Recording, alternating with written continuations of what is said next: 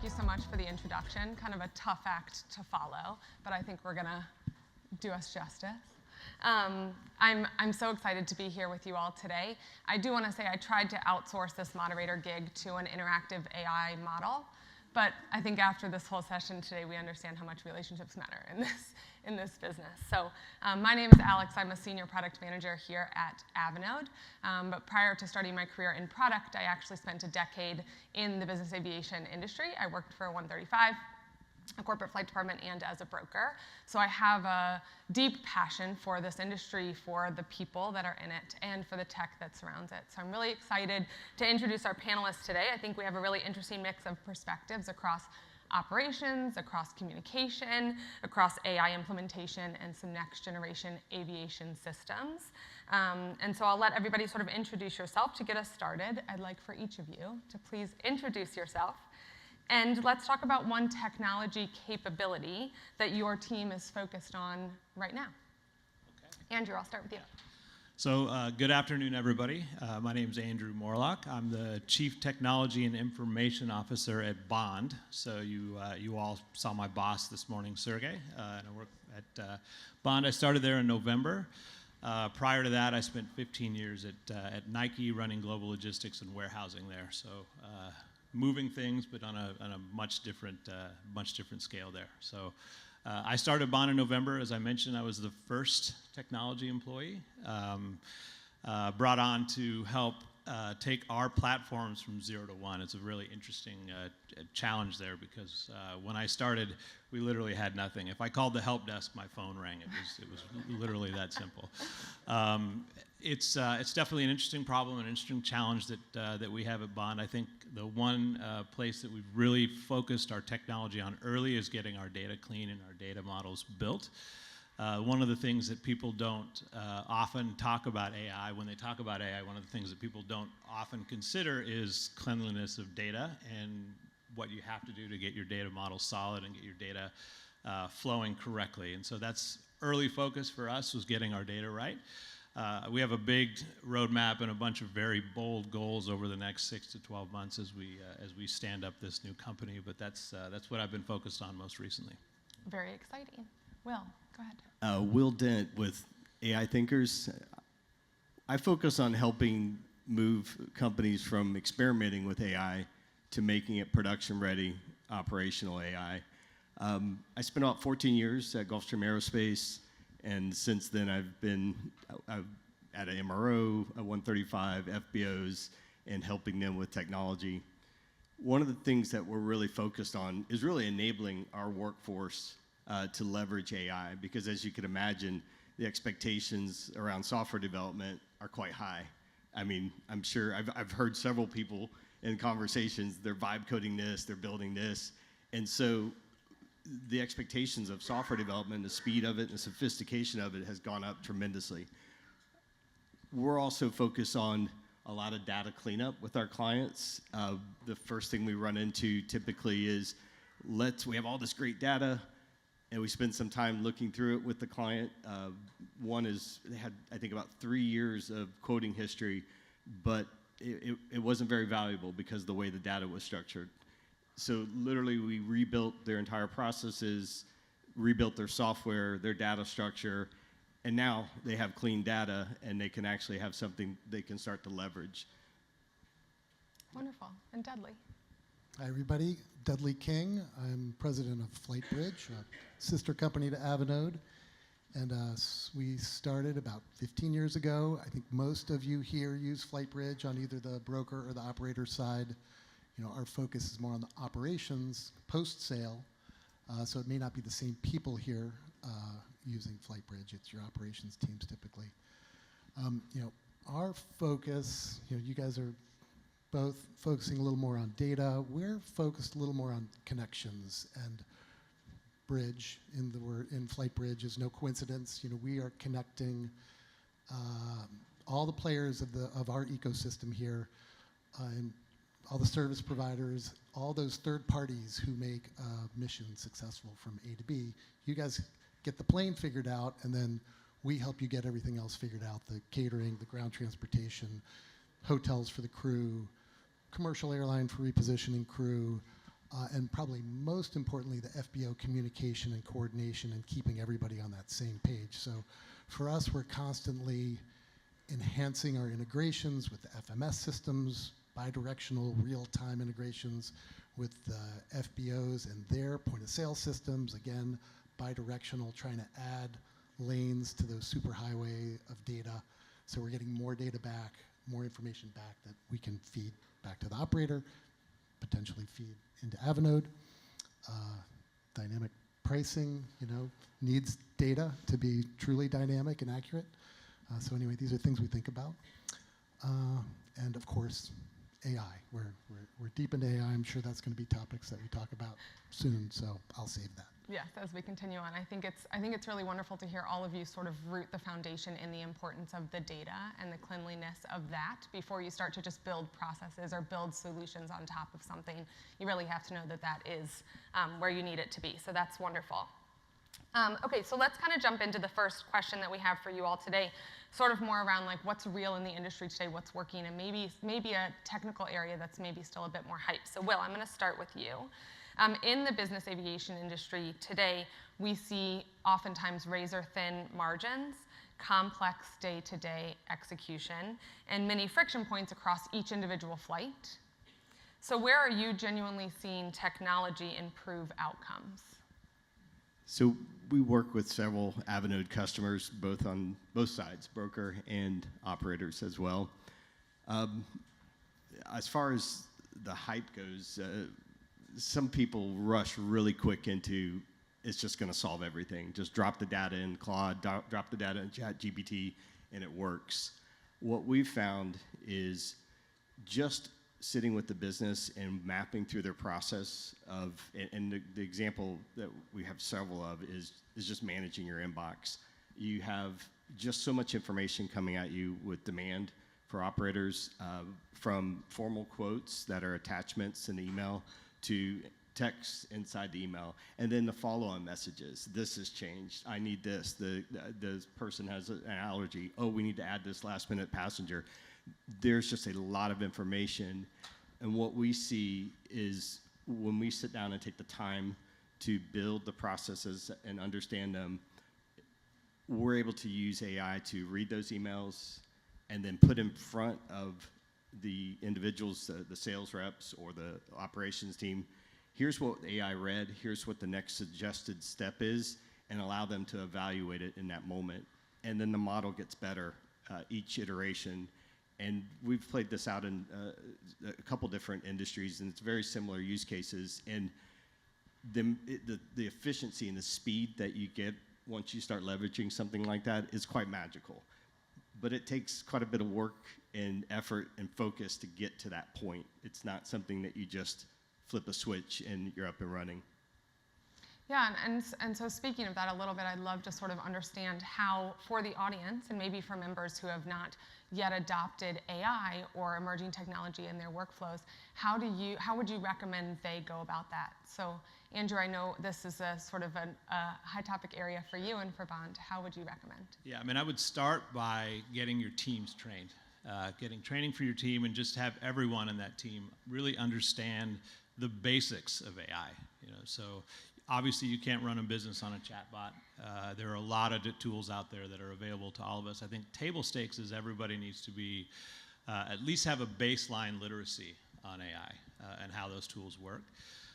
For us, the next step is really looking at the various steps in our case, booking flow. Customer goes into our app and wants to book a flight from PBI to Teterboro. And there are a lot of steps that have to happen before the plane is ready and before we can go. AI is not replacing the operations team. It's actually reducing the cycle time and making things a lot faster, reducing the amount of spreadsheet churn and manual work that we have to do. So for us, I would say take a hard look at your processes, figure out which processes can be automated, and figure out the types of things that you're doing in your day-to-day operation that takes a lot of analysis work. We've enabled our teams, everybody on the team, everybody in the company has been trained. And I had one of our less technical people tell me the other day that he felt like I had hired him 10 analysts and assistants to work next to him, right? Just because he's been able to prototype and move faster. And so I would say first step is get trained and get your teams up and running. If you need a suggestion on that, see me after this, and I can give you some people that we worked with that were really helpful for us. Yeah, that's wonderful. It is so much fun now. You're never alone anymore. You always sort of have someone to bounce things off of, and it's fun to hear that you have someone who is recognizing that too and finding value in it. That's awesome. Okay, Andrew, I want to continue with you a little bit from your perspective. What gets underestimated when people talk about bringing AI into aviation? Yeah, I mean, I kind of opened with it. I think it's the importance of clean data.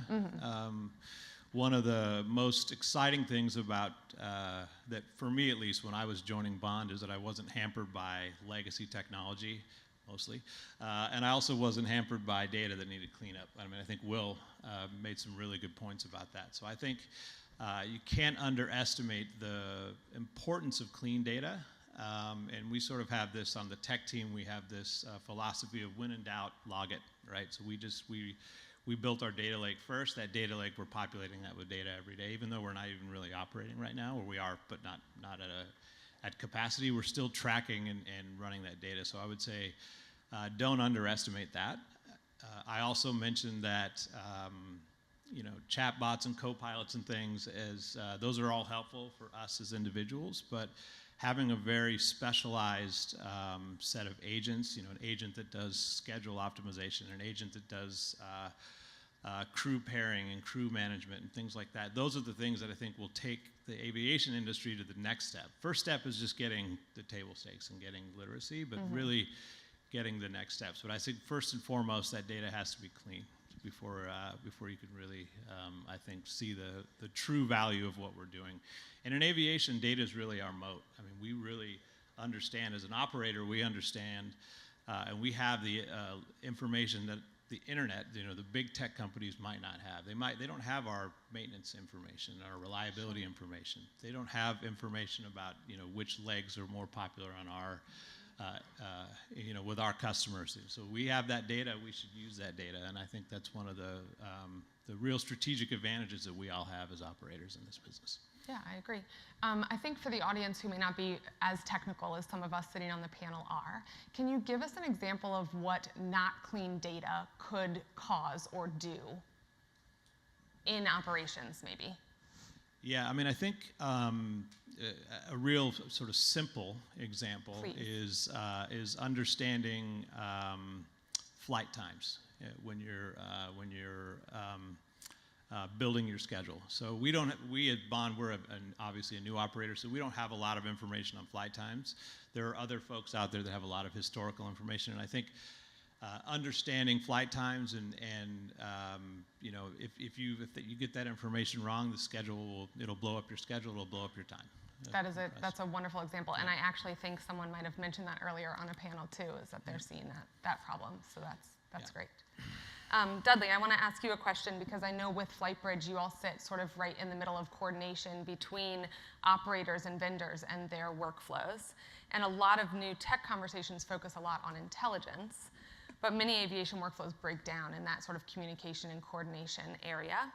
So where do you think automation can genuinely reduce friction versus where human orchestration still matters?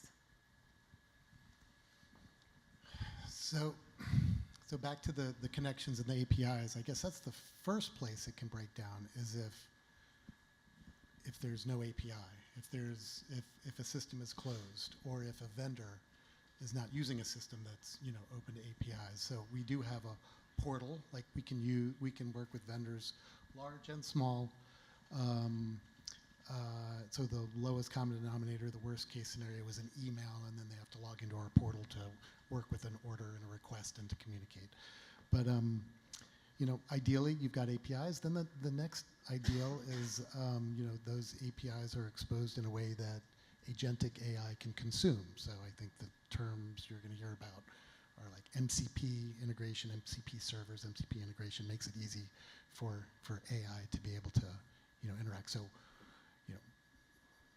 what we're going to try to do is make sure that you don't have to be logged into FlightBridge using our user interface to be able to communicate with your vendors, to be able to book rental cars or order catering. You'll be able to we're going to expose these capabilities so that you can do it through your own custom systems, your own agentic systems, or your own custom software. You don't have to log into FlightBridge at all if you don't want to still leverage our connections to the vendors, the two-way communication. We connect with different vendors different ways, and you won't have to worry about that, or your AI won't have to worry about that. Your AI will be able to just connect to us, and we'll do the rest. Wonderful. I think some good enthusiasm from that. I agree. No, it is definitely nice from the perspective of having these systems that communicate with each other. And it was very helpful, especially as we start to talk about optimizing workflows across our industry, which I know is rather critical for all of us. Okay, we're going to sort of switch this a little bit more into also bringing in AI-driven tools in a very heavily regulated industry. As we know that oftentimes dealing with governmental agencies, things can lag and can take quite some time. So Andrew, for you, what have you learned introducing AI-driven tooling to an up-and-coming flight ops? Yeah, I mean, I would repeat what I said before. There's a little bit of a theme here, but I would repeat what I said before. The AI tools aren't replacing humans, right? We still have dispatchers. We still have a director of operations. We still have a director of maintenance. What it's helped us do, though, is it's helped us reduce our cycle time. So our general operating manual, it's a big, I mean, I don't know if anybody's, I'm sure you guys have all seen one. I hadn't until very recently. And this operating model is very complex, and it's very important. It's an important part of our process. The AI tooling that we've built around the operating manual allows us to very deterministically track changes to that manual. It allows us to publish the manual and keep a very clear sort of chain of command. In the past, we'd have to buy software for that, and there are companies out there that do that. Right? We were able to instrument that, and actually the person who did it was a very non-technical person on our flight operations team. So we're still hitting all the regulatory check boxes are all still being checked. It's just the amount of time that we spend having to hit those milestones is greatly reduced. So we still present to the FAA. We still have all the roles that are required by for regulations. They're still there. They're still doing essentially the same job they were doing before, but they're doing it in a much more efficient manner. I love that. And how is when in working with the FAA and with the POI, how are they receiving it on their end? Do you feel they're receptive to the new technology and how you're working? Yeah, I mean, they look at the output, the most important part of this, and the output is solid. So, sure. From that respect, they're very receptive to that. Yeah, so I mean, sort of speaking on that output, I think something we heard in some of those operator broker panels today is, and in the branding panel even, is the trust that we all need to have and that we have with each other in this industry. How can users utilizing new technology feel confident and comfortable with the data that they're getting out of it, knowing that for any of us who have used chat in our everyday lives, it can often hallucinate responses to you? Yeah, I mean, it's you have to check the work. Yeah. I have a pretty good example. I was getting ready to present our technology roadmap to our chairman a couple of weeks ago, and I've been staring at this dang thing for 2 weeks and getting it ready. It was very complicated. We have a lot of projects across a number of different verticals. Walk into Sergey's office to present the roadmap, and very detailed guy points at a box and he's like, "What's that?" And I looked at it, and I was like, "Shit, man, I hadn't seen it." I actually texted one of my product managers, Sam, who's here today, and said, "Sam, do you know what this is?" He's like, "I don't know what it is." It was a hallucination, right? Essentially, right? An embarrassing one because I had been staring at it for so long. The simple answer is check your work, right? Sure. And if you want to get into the details on how we've configured our AI subsystem to be able to kind of keep us out of the hallucination phase, I'm happy to go deep on that in a sidebar. But the most simple answer is check your work and ensure that what you're putting at the final product that gets out is solid. Sure. Will, I'm sure you have some perspective on this as well, because I know you've implemented processes across other organizations and industries. What are your thoughts on that? No, I mean, Andrew's spot on. You first and foremost, you have to check the work. Domain expertise is key. You don't replace the experts, but you enable the experts with technology. building agents, and I've actually had some conversations just today and listening to those that have built personas and built the agent for their COO, built the agent for their CFO, and I said, well, okay, after you built that, how do you fix things? And it's a constant iteration. So nothing changes. It's just really taking what we do in the real world and applying it, but using AI to do these things. You still got to have the process of iteration, checking and evaluating and adjusting, and putting the human eyes and checks and balances in it. And it's like anything. A lower risk item you might not look at as often. A higher risk item, you're going to look at it every time. Yeah. No, and that's really great. And I know sometimes in this industry, with everything moving as fast as it does, at the pace at which we all run, and the changes that happen second by second, it's sometimes hard to introduce new technologies, or to have to be there's so much attention to detail when you're implementing something new. So Dudley, for you, what do companies underestimate most about getting teams comfortable with new technology in day-to-day operations? I think probably everybody knows this, that people don't like change, even change for the better. So you just have to recognize that. If you could have the best systems that you're getting ready to roll out, but if somebody is used to picking up the phone, calling the FBO, doing something, it doesn't matter how good your software systems are. You gotta recognize that, factor that into the plan. You have to have an executive level champion who mandates, we are going to change, you are going to change, and then take it slow and give people a chance to learn the new normal. Yeah. So, I don't know, that's what I'd Yeah, say. I absolutely agree. And I will say, from the Avinode perspective too, I know sometimes we're willing to come in and be a bad cop with the team if there's something, a process or a change that you're trying to implement. So I would say if there's new technology too that you're bringing on, I think that whoever's behind it is also very willing to participate, which is great. I think earlier today in the broker and operations panel, we heard some very healthy skepticism in emerging technology and in adopting some of that. And I recognize that we, at least I myself, sit now in the luxury of not being the one who's getting a phone call in the middle of the night and really has to then jump into a new system or do something with technology that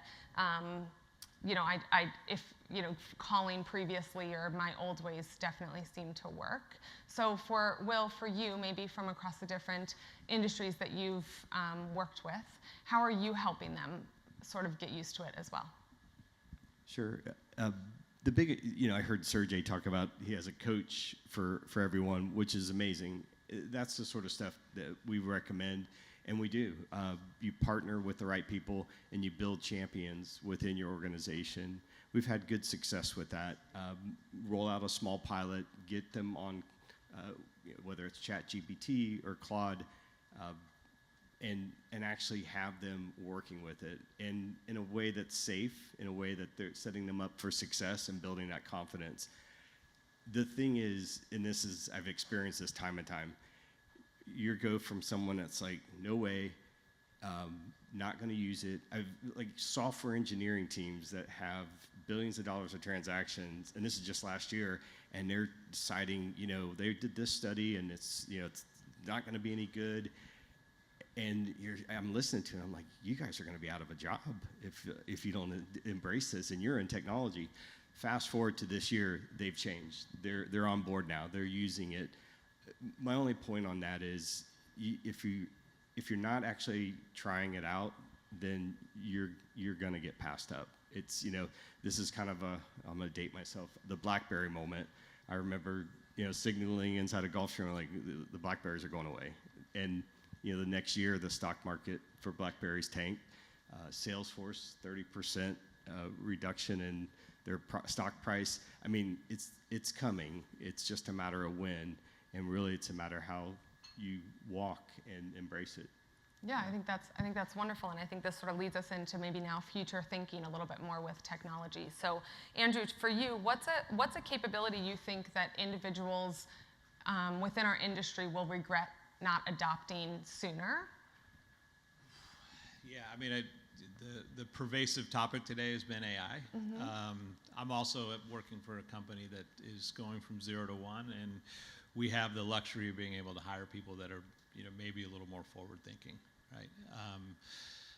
I think this technology, everybody says it's the future. It's not the future, it's the today. I think this baseline for us is that these tools are all here and here to stay. And so I started at Bond in November. Between November and to where we are today, I've seen more innovation in the AI technology space than I've seen in the previous 20 years. I've been doing tech for 30 years. The last 6 months has been just absolutely astonishing and revolutionary. But I would say these tools are a baseline. People need to get after that. I sort of touched on it before, but for us, looking at very specialized agents, so an agent that manages the fleet positioning, as an example, an agent that really intelligently manages our crew positioning and crew flight, flight management, all that kind of stuff around the crew. Specialized agents for each of the various functions within the organization. I think, again, it's not really the future. That's really the way most of these things are going now, where you have very specialized tools that sort of help us drive forward. But I would say, again, first and foremost, get that baseline in, and then take a hard look at your operations and see what can be automated. I love this. And then so if we think about that starting there now, 5 years from now, what do you perceive will be table stakes in our industry? Boy, that's a tough question. I mean, I think I would say what we're building at Bond will be table stakes in the industry as we go forward. I really do think we're doing some pretty cool things, and that's not just a plug for the company I work for, but a lot of when I look at the booking process, the charter booking process, and how there's still a lot of manual steps in that process. I think removing the friction from the booking process will be something that most people will be used to that. And I think sort of anticipating what your customers, where they want to go, where they want to fly, knowing their preferences, and really knowing the customer, and then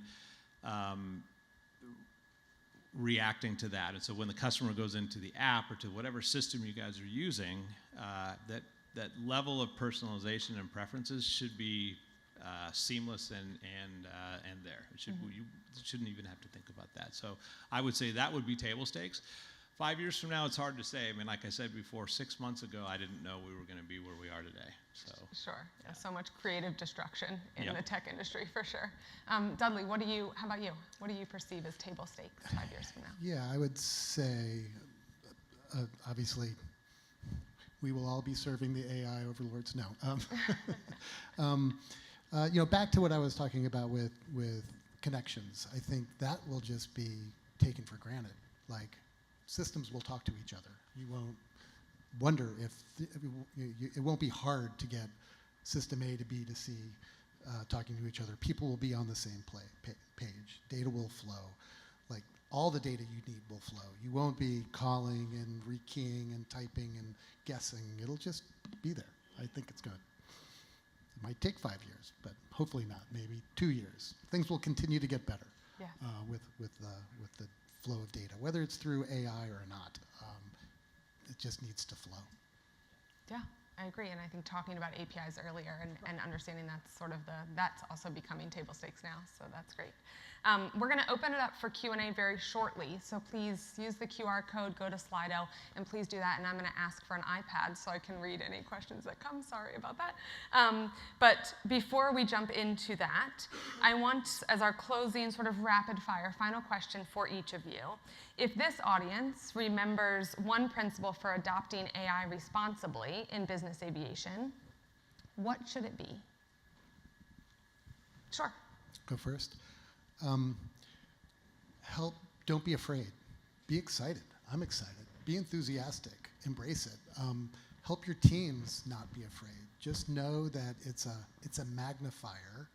It's the things that are good about your company are going to be magnified, and the things that are bad will be magnified too. So work on processes. The processes that need, that are not great today, well, they're just going to get magnified. So keep working on those kinds of things too. I don't know. I think I'm excited. I think, and everybody here should be excited, and you should have that enthusiasm be contagious with your teams, because otherwise, like, people are afraid of the things they don't understand, and they don't need to be. It's going to be cool. Agreed.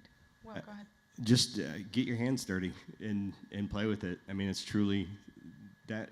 It's funny because I've been using it now for years. I think I saw the subscription renewal date on ChatGPT, and I was like, wow, I can't believe I've had it that long. But I still talk to people that are a bit, put off by it, and they're standing off. Jump in and experiment with it. I promise, it's an exciting time. Yeah. Yeah, I think that's great. Andrew? Yeah, I mean, I think it's important to remember that these modern tools don't replace people. They make them a hell of a lot more efficient, right? So go into it with that, with those eyes wide open, but go into it with that attitude. It's going to make me more efficient. It's going to allow me to move faster, and it'll allow me to also fail faster. Hey, I tried something. This thesis didn't work. We're going to move on to the next thing, right? So eyes wide open, and don't be afraid. Yeah, I absolutely agree. I think it surprises me every day and how efficient I have become too, which is awesome. Okay, we're going to jump into our Q&A. Looks like we have a wonderful list here. So starting off first to Andrew, with an outsider's view, what's the biggest struggle Bond has had with merging technology and aviation? This is going to sound like a cop-out answer to the question. We haven't had any major challenges yet there. I think, initially there was a little bit of trepidation, I think, in certain pockets of the organization. But really, we've been very fortunate to be able to push forward pretty quickly. There are still some processes that are manual. Our product guys are looking at our entire operations process and figuring out which processes can be automated, which ones need to stay manual, and which ones will stay manual at the beginning. So the roadmap and those types of things, I think that's our biggest challenge. The other challenge is just like I've been saying, how the tools allow us to go faster. We have a lot of work to do, and I think we've got our technology sort of ethos throughout the organization. Folks are getting a little like, hey, when can I have this? They're now very anxious to get moving on a lot of things, and there's still work to do on that. But I think we've been pretty lucky. We haven't really run into any technology roadblocks. That's amazing. Yet. So. I hope it stays that way. Me too. Okay, Will, I'll give this one over to you. How do you build an operational layer within AI workflows to make sure you never do anything that would be operationally illegal? So this is something that, everybody's struggling with. Nobody wants AI to cause harm, of course, but we want to use it. So how do you do it safely? And I'm seeing some strong signals coming out of Silicon Valley, and there's startups that are building a layer that goes between your data and AI. And it's doing just that. It's helping make things safer operationally. But I would equate this to like flying autopilot. And there's certain conditions and certain things that you do manually versus you allow the airplane to do. And just like AI, you need to look at it with your domain expertise and make that decision. Is that okay or is that not okay? And start there from a policy procedure standpoint. You can also, this goes to what Andrew was saying about having specialized agents. You can have an AI agent checking the other AI output with an eye towards legality, and that's its special purpose. That's all it does. It's trained on everything that's legal and illegal, and it's doing its specialized job. So you can use AI to make sure AI doesn't do something illegal. Right, yeah, some redundancy or backup there. Yeah, that's You can even prompt it. Don't do anything illegal. And build that system prompt in. You don't have to type it every time. So it is nice. Okay, here's another one. What's the highest ROI use case that you have seen implemented in aviation so far? I'll pass that to anybody who wants to answer. Admittedly, a lot of the aviation ones I'm working on are still well underway. But I have one good example is just building an agent, a coaching agent for the sales team. And in this particular group, they have an MRO, FBO, and charter retail sales and wholesale. So they're an operator, broker, they're all the above. And the agent is constantly looking at the CRM and sending out coaching emails to each of the sales team each day in the morning and then in the evening. And we have seen triple-digit engagement by the sales team in the CRM as well. It's equated to better sales and close as well. And we continue to adjust those with feedback from the sales leaders that we copy them on. I mean, sometimes it's like exercise, just getting started, and it wasn't great initially, but again, just through constant feedback and tuning that agent, it's really worked out well. No, and it's definitely nice. There's something different between just being dropped a series of AI products and have to go figure it out yourself versus having them start to help you improve in your workflows too. So that's a pretty cool, a pretty high metric to see improvement on, and a pretty neat one too. Okay, this is a great question. Thank you, Daniel. What is an MCP?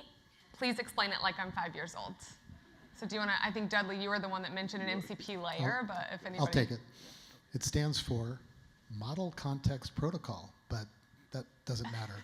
It's basically just, it's like, think of it as an API for AI. It helps, think of it as it's tools or skills that you can give any AI chatbot once you give it the FlightBridge skill. Part of that FlightBridge skill is all the things that your AI can do with FlightBridge. You can book hotels, you can book rental cars, you can check your schedule. It exposes all the skills, and instantly your AI has all those skills. You can leverage them however you want. So can I build off what you please, said? Yes, please. All right, can I flip this on the audience? How many of you have heard of skills in the context of AI? Okay, so skills is, I mean, just what you would think it is. It's here is the instructions for that skill. And so if you think about your SOPs, your playbooks, I like that term. It's much more friendlier. And you turn those and break them up into smaller chunks and feed that into an AI model. That's what it can use to turn these things into agents. So you can have a set of skills for your sales team specific to the brokerage, and literally turn that agent into that skilled machine, if you will. And all they are is just text documents at the end of the day with how to do things. And it's quite amazing because what turns into sort of a generic chatbot turns into something that actually provides meaningful answers and coaching. Great. Andrew, do you have anything you want to add on to it? No, I mean, I think both of these gentlemen explained it very well. I can give a real-world example where we're using MCP, if that would help. That would be great. We have over 500 active projects running right now. And as a leadership team, we meet every Friday to review status on 500 projects. In years past, that was a half-day meeting, maybe even an all-day meeting. At Nike, it would have been an all-day meeting, but it was a half-day meeting. For us, it's 30 minutes. We have all of our program status and we're all tracking. We use a tool called Monday.com. It's an online tool, familiar with. Monday.com's MCP server gives us access to be able to query against all of the reports. We've written a tool that queries those reports, builds a very detailed executive summary that all the executives get in their inbox prior to that meeting. So when we go to that meeting, that report has surfaced all of the areas that we need to talk about. Hey, these are the 5 projects that are behind schedule, and these are critical to X, Y, and Z. And so when we get into that meeting, it's a much more focused meeting because all of that work, all that analyst work has already been done. But it's all enabled with this MCP server that sits in front of that data. So. That's awesome. I didn't answer the question about table stakes in 5 years, but when you think about the MCP and you think about all the data that's in our industry, that's like a huge unlock. I think someone asked in the prior session about ratings, and that's great. That would be wonderful. We're all used to that. But we have data on, did they have to fly around, as far as FOQA data. We have maintenance data that's coming off the airplane, 10,000 data points every flight. And all this information is highly under-leveraged. And all of that information can flow and be an input into when you request an airplane and predicting or requesting the right airplane, because you can actually see hard metrics when there's a certain flight crew. You have hard metrics on these flight crews. Situational awareness, is the pilot ever flown into that airport? Because those are real things in our industry, and those are the moments that can be pretty serious. And so point is, all that data is in these different systems, and there's an opportunity for AI to tap into it, but it requires, of course, us to get the data into the systems properly, and then having that interoperability between the systems as well. I think that from 5 years from now, that's going to be a huge unlock. Yes, I agree. Thank you. I'm sorry that I didn't have you It's answer okay. that previously, but no, it's very true, and it also feels like so many opportunities to be surfacing well ahead of time risks and concerns with a flight that allows you to adjust before maybe it gets to a place where you can't. So that's great. Okay, last question here is AI overhyped? An example is customer shares request with broker. Broker gets quotes and recommends option. Client says, I'll take that one. I think there's a lot of sloppy AI. Doesn't mean yes, it's overhyped, but the real potential is there. So it's the people who just like take the sloppy approach, a lot of slop AI. You gotta yeah, there's too much of that.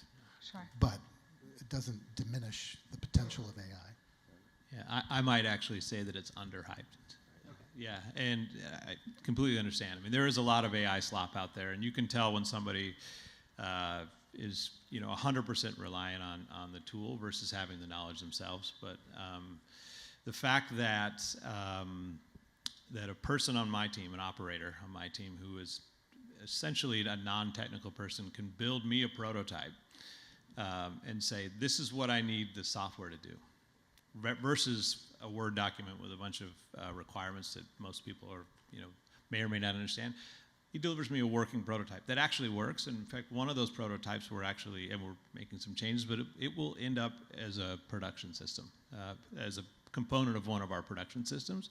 So that build versus buy calculus has completely changed over the last 6 months, and I think will continue to evolve. Yes. Can I ask a question? Please. It's just easier. Yeah, go ahead. Great panel. I use Copilot a lot. I love it. I work at a charter broker. We do between 3,500 and 4,000 flights a year. So I also speak with a lot of the clients myself. And I think for internal policies, summaries of meetings, Copilot specifically is great for us. Where I think though the hype is really interesting in an ultra high net worth customer centric industry is, for instance, to that point, the telephone is wonderful, right? A billionaire client can phone you up 6 p.m. on a Friday. Hey, Toby, I want to fly Aspen to Toulon Wednesday next week. Go and get me the quotes. I know the client. Send 3 options. Almost certainly takes the option I recommend. He books the plane. Everything's good, right? The issues are not really there. The issues are, in my opinion, largely out of control and not solvable with AI. So, for example, a tricky customs official in France who is having a bad day and causes an hour delay when the client lands, or a fuel stop that wasn't predicted because there's a storm and the plane has to take a technical stop somewhere else. Or the examples go on and on and on. And as Algie mentioned earlier, in our industry, we're just constantly firefighting every day, issue. I'm not convinced, the big issues for a charter company servicing ultra high net worths, I don't think are that solvable. And then just another, so I guess that's it. On that hype, when I describe it like that from the front line, when we're dealing with baby boomers and largely Generation X still in our sector, that's where the money's at, right? I get all the positives internally, but when we use comments there's so much creative destruction and seamless customer service, I'd say that process I described is pretty damn seamless. A 2-minute phone call with a client, phoning back 10 minutes later, getting it booked.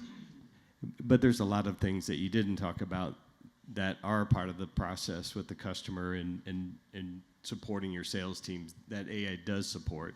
and helps make you more efficient. But you're right, you can't control the customs agent in France, but you certainly can track if that's a theme, and understand maybe there's an opportunity to influence that. I don't know, but at least if you understood it and it was there, and AI later on said, hey, that's happened 3 times there now, and maybe you weren't the person that it happened to 3 times, but the other new broker that you brought on the team sees that and says, you know what, we've had a problem with the customs agent. I've actually experienced that problem, and actually watched an employee at a OEM I worked for get fired because she came unglued with the customs person when we came back from a trip.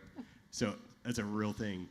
But anyways, I agree with Andrew. It's underhyped in the area. There's several areas that it's underhyped, and it is overhyped in certain areas as to the same thing as well. So It's not the silver bullet. It's not going to solve every problem, but it will at least give you the ammunition to be able to better predict some of these challenges that we see in the industry. We may have, to your point, we may have a problem airport, or we may have for us, a certain model of aircraft that we know has a certain part that's going to fail after a certain number of hours. Those types of things will help reduce the AOG time, which is really what we're all about, at least in my space. It's AOG and on time. So the areas where we can better predict those types of challenges, I think that's where the magic is. You're still going to have that dude that wants to call his person. We still have salespeople that live on cell phones. That's always going to be there. Our hope is that we can make the customer experience much more magical by being able to anticipate some of these challenges in the back end. Yeah, being so proactive. Well, thank you all so much. We are over our time. I feel like Oliver a little bit. We are over our time up here, but I want to thank you all for being here today on this panel, and thank you all for being in the audience. Thank you. Thank you.